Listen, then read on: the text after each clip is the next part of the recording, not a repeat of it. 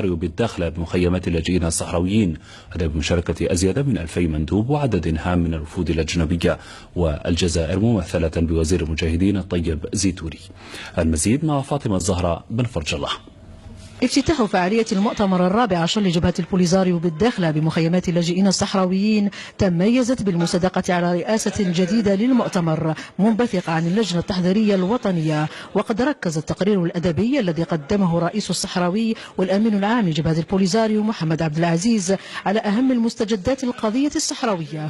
نسجل حضور القضية الصحراوية بكل جوانبها سواء على مستوى الاتحاد الأوروبي أو المتحدة الأمريكية بتوفر كل شروط النجاح.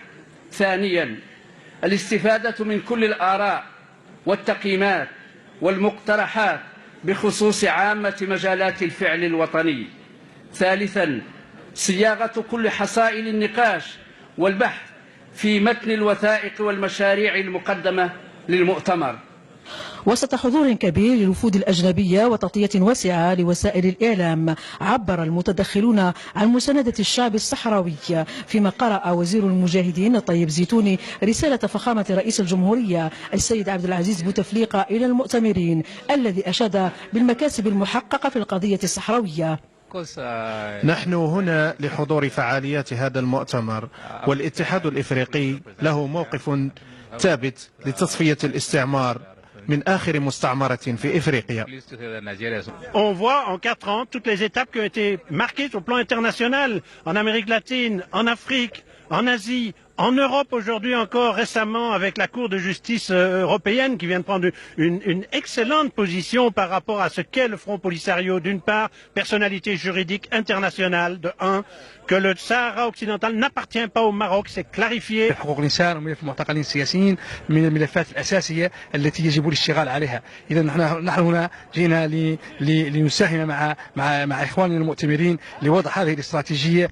رسائل قوية قدمها المتدخلون هنا في فعاليات المؤتمر الرابع عشر لجبهة البوليزاريو المنعقد بالداخلة بمخيمات اللاجئين الصحراويين، مفادها أن الشعب الصحراوي له الحق في تقرير مصيره. من مخيمات اللاجئين الصحراويين بعثة التلفزيون الجزائري بن فرج الله فاطمة الزهراء.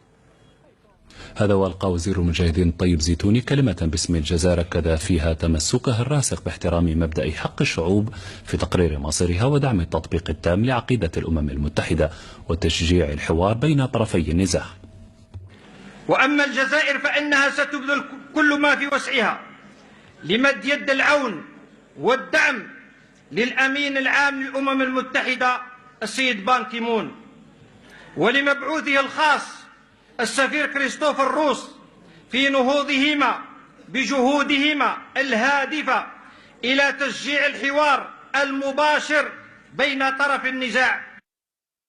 في الأراضي الفلسطينية المحتلة استشهدت شاب